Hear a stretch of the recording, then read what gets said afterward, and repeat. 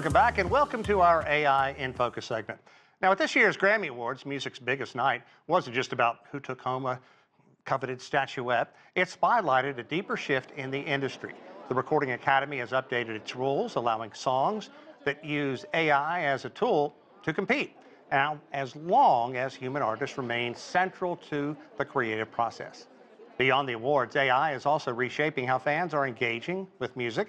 The Academy and IBM unveiled AI-powered features, turning decades of Grammy history into interactive experiences. Now, as algorithms play a growing role in how music is made and consumed, the Grammys are a stage not just for stars, but for the future of music itself. And for more insight into music and all this, we talked to Joe Bennett. He is a musicologist and professor at Berklee College of Music.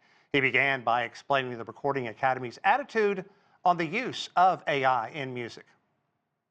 To be clear, the Grammy actually require that you have an element of human creativity. So he clarified that statement that it's got to be a combination of human creativity, perhaps with the assistance of AI tools.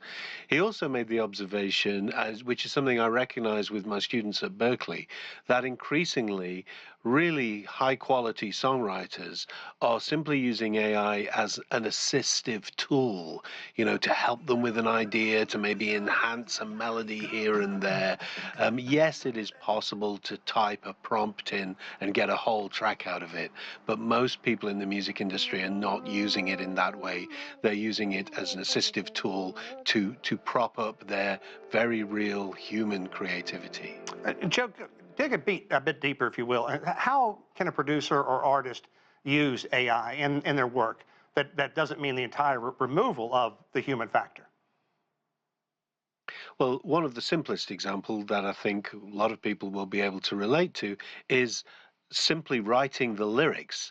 A lot of the AI artists that we see around now, artists I suppose you would call them, actually have human written lyrics. So you can do that. You can write your whole lyric as a text file and put it into AI. You can also use the AI interface much like you would use a contemporary digital audio workstation, that is a music computer. You can edit, you can move sections around, you can cut up bits that you don't like. So there's a whole lot of room for human creative judgment, even though this incredibly powerful tool is now in the studio and available to everyone. Interesting. And, there's so many categories. Pop artist, band, and then the music for films, TV series, short jingles, commercials, and not to mention just the ambient sound that are used in documentaries, TikTok videos, YouTube, and such. Where do you think AI will be used the most and is likely to have a bigger hand in assisting producers or even replacing them? I wouldn't say replacing them. I think it has a position at the sort of the bottom of the market commercially. We're already seeing this with generative AI as sort of music backing tracks over spoken word for TikTok and Instagram. Those apps already have AI music generative tools built in. And maybe for someone who just wants a few beats behind their voice while they're talking to camera, that's enough. I think at the upper end of the market, and particularly, major pop stars and people who you're going to want to come and see live, Sure. of course, that human element's going to have a premium. But what I think's probably going to happen is we're going to end up with some kind of organic food labeling or free-range egg style labeling. So, AI will have to have some kind of mark that says it was machine generated. And then it'll be up to the consumer and to music fans to choose whether they want the fully real version or the fully AI version or the mixed version. I support the free-range version. Let's get that in there. So K-pop Demon Hunters was an unusual nominee at the awards in many sense, and now they are the Grammy's first K-pop award winner. It seems to be one of the first global hits that got its entire brand launched as an animated movie. Is this the future? Do you think that this is going to have legs? Because look, you can go back and in the 60s, the Archies and things like that. I mean, they've had these kind of animated things before. Well, right.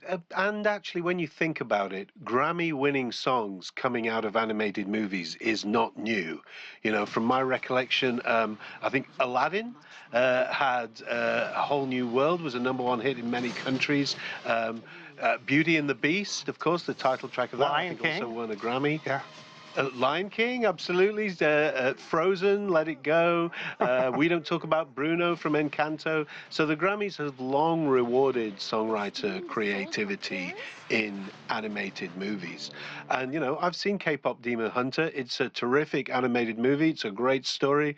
It's got fantastic human-driven songwriting in it. So yeah, I think the humans are going to be here for quite a long time, particularly at that end of the market. You know, these very high budget projects that Indeed. a lot of people want to engage with.